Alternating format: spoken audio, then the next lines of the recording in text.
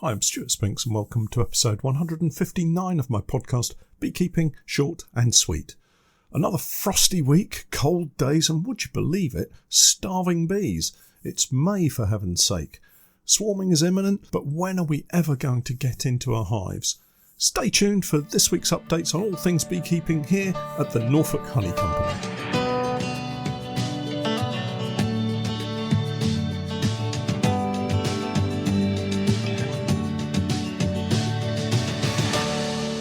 Beekeeping Short and Sweet, a beekeeping podcast for the inquisitive beekeeper with a short attention span. A beekeeper, in fact, just like me. I think I should really just replay the opening part of last week's podcast again. My description of cold, wet weather, frosty mornings, a lack of daytime heat, it's really not been great. Anyway, welcome back to the podcast, everyone. I hope you're all safe and well, and have been at some point able to get into your bees. I seem to have spent the last month predicting, wrongly of course, that we have just one more week of colder weather before we're into the heat of a British spring, but yet here again I've had another week of grumpy bees not really liking me, opening their hives to check on them when the temperatures have been somewhere around 7 or 8 degrees Celsius. At least I've remembered that formula that we talked about a while back and can safely convert that to about 46 degrees Fahrenheit.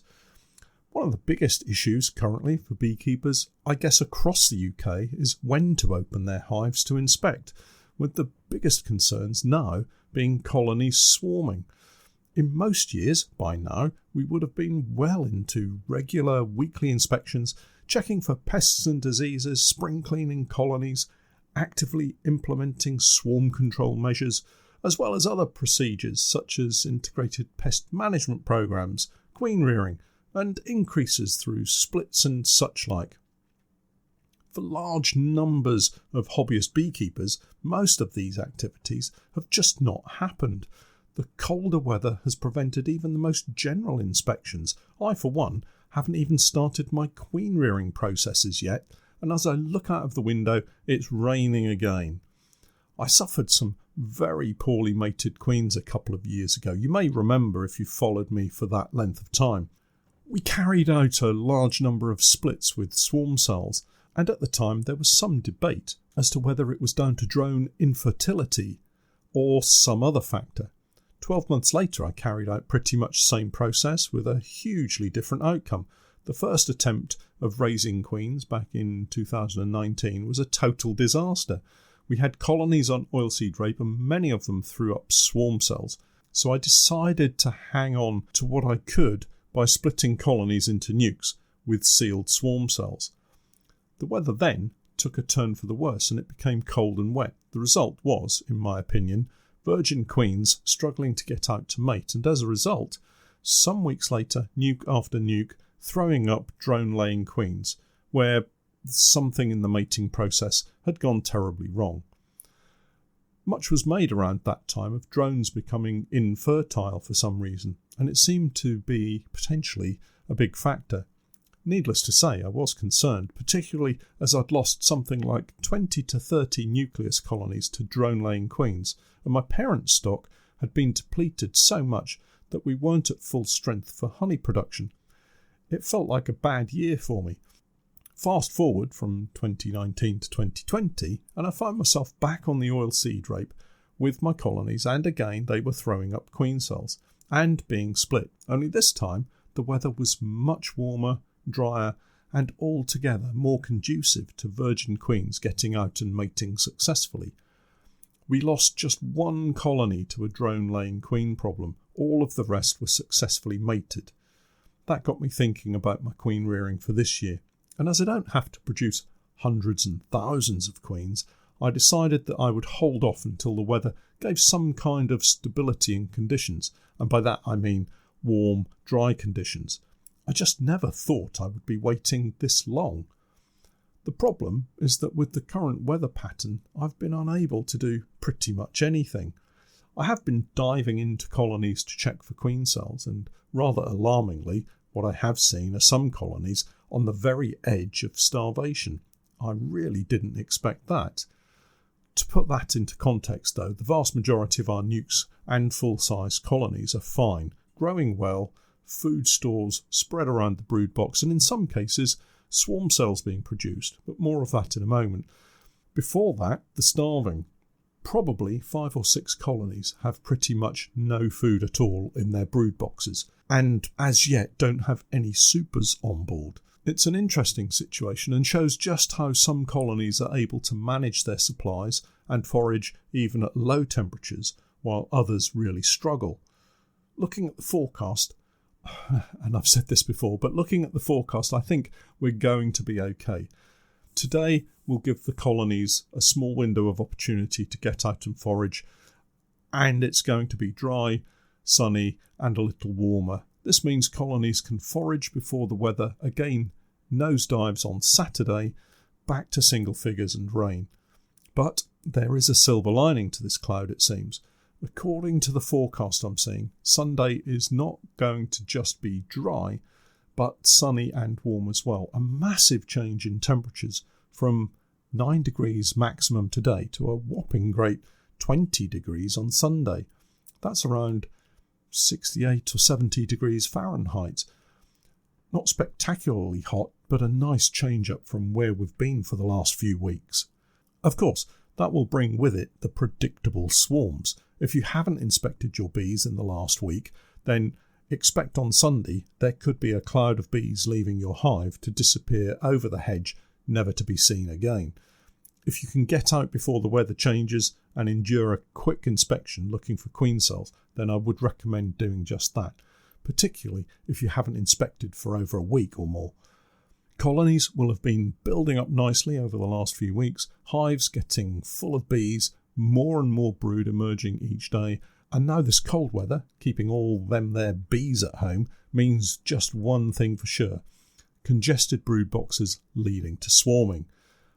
I know my weather forecasts have been pretty rubbish, but this time I do think I'm on safe ground by saying the weather is about to change to something a little warmer. And it's the warmth that we crave right now. It affects so many areas of beekeeping, and while it remains chilly, we really can't get going with any certainty. Here in Norwich, the forecast is for one more day of cooler, rainy weather, and then the sun is going to do its thing, and warmer airflow up from the equator is going to create a much more comfortable environment for our bees and us. These warmer days will allow us to inspect colonies earlier in the day, but also take a little more time with inspections too. I plan to start swapping out a few frames of old comb in the brood boxes, as well as getting stuck into proper spring cleaning routines.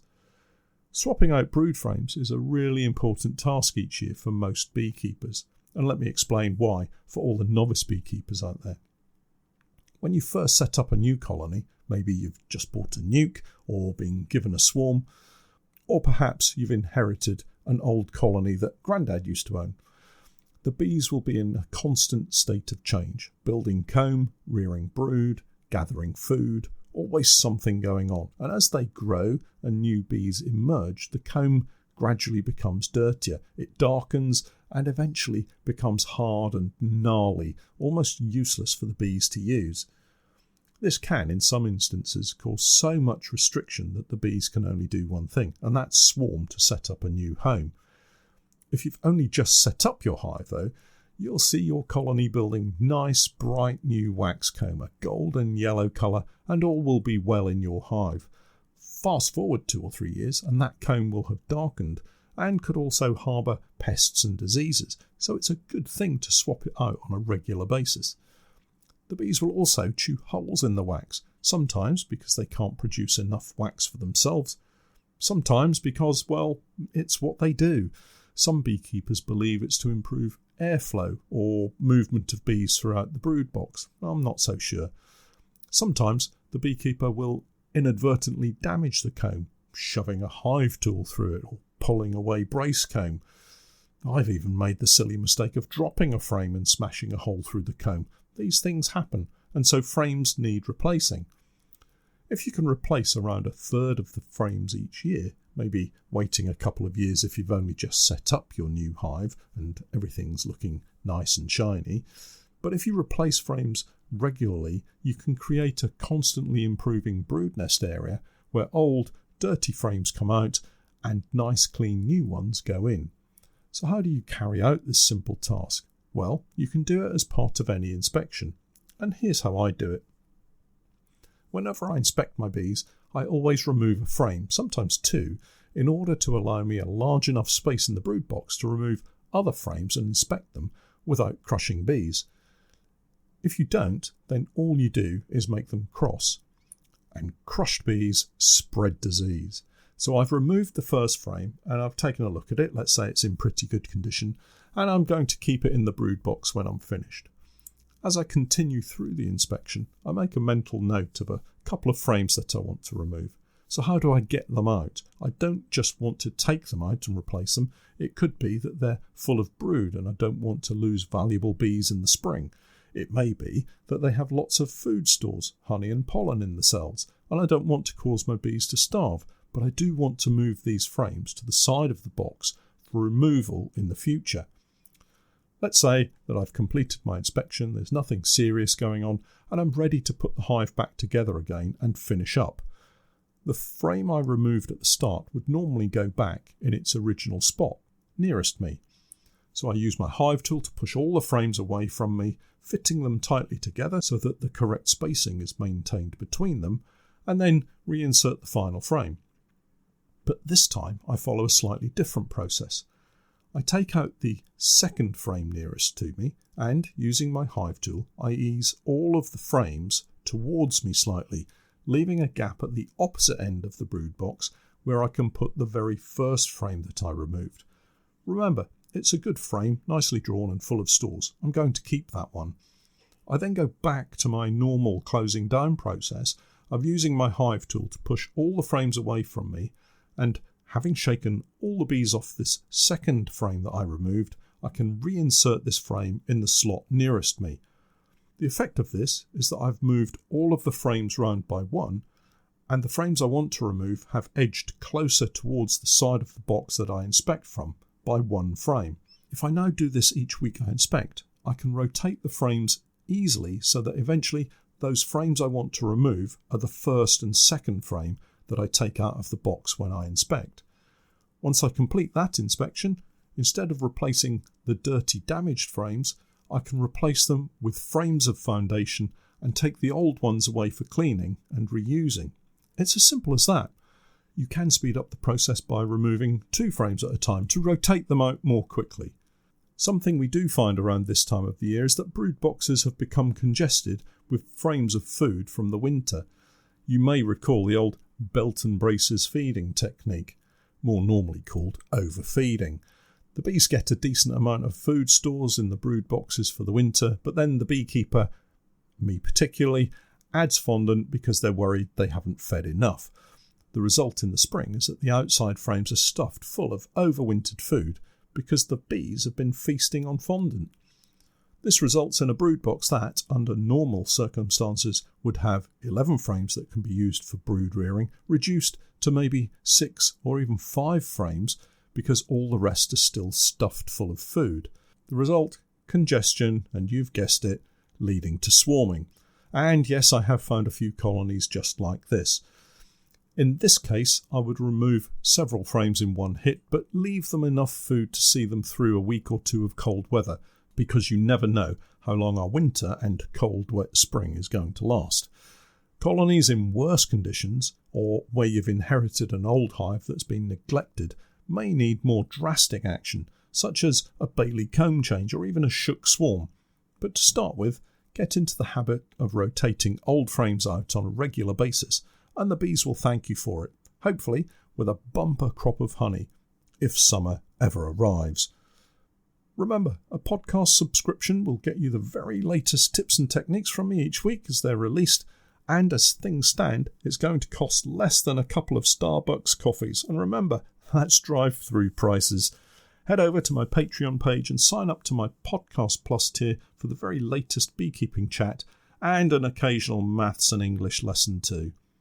That's it for this week. I'll catch up with you all again next time, but for now, I'm Stewart Spinks, and that was Beekeeping Short and Sweet.